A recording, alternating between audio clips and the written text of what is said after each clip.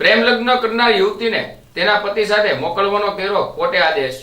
બોટાદ જિલ્લાના ગઢડાના રસનાળા ગામે રહેતા યશભાઈ હિતેશભાઈ ઉપાધ્યાય શહેરના ઇસ્કોન મેગા સિટીમાં રહેતા પર્વતભાઈ મોરડિયાની પુત્રી પિયાબેન સાથે પ્રેમ લગ્ન કર્યા હતા, જેની દાજ રાખી પર્વતભાઈએ જમાઈ દીકરીને સહપરિવાર સાથે ઘરે જમવાનું આમંત્રણ આપ્યું હતું। સસરાના આગ્રહને માન આપી જમાઈ દીકરી વેવાઈ અને વેવાણ પર્વતભાઈને ઘરે જમવા આવ્યા હતા, પરંતુ પર્વતભાઈ સહિત 7 શખ્સોએ ઘરે આવતા ચારેય લોકોને ગંભીર મારામારી દીકરીનું પિતા પર્વતભાઈ સહિતનાઓએ અપહરણ કર્યું હતું,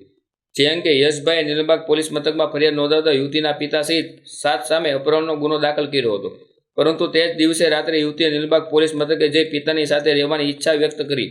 તેના પિતા સાથે મરજીથી ગઈ હોવાનું નિવેદન જણાવ્યું હતું। તો બીજી બાજુ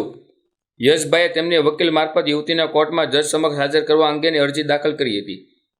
જે અરજીના આધારે કોર્ટ દ્વારા યુવતીને કોર્ટમાં હાજર કરવાનો પોલીસે હુકમ કર્યો હતો, પણ પોલીસે બપોર સુધી યુવતીને કોર્ટમાં હાજર ન કરી યુવતીને ફોન બંધ હોવાની તેમની સાથે સંપર્ક થઈ શકતો ન હોવાનું પીએસઆઈ ભલગરીએ કોર્ટમાં જજ એ જે જાનીને જણાવ્યું હતું। ત્યારબાદ કોર્ટે સોમવાર સુધીમાં યુવતીને હાજર કરવાનું કહી પોલીસની ઝાટકડતી કાઢી હતી। દરમિયાન પોલીસે મોડી સાંજે નાટકીય ઢબે પિયાબેનને અને ચોથી એડિશનલ કોર્ટમાં ચીફ જ્યુડિશિયલ મેજિસ્ટ્રેટના ઇન્ચાર્જ જજે બંધ બારણે હાજર કરતા જજ સમક્ષ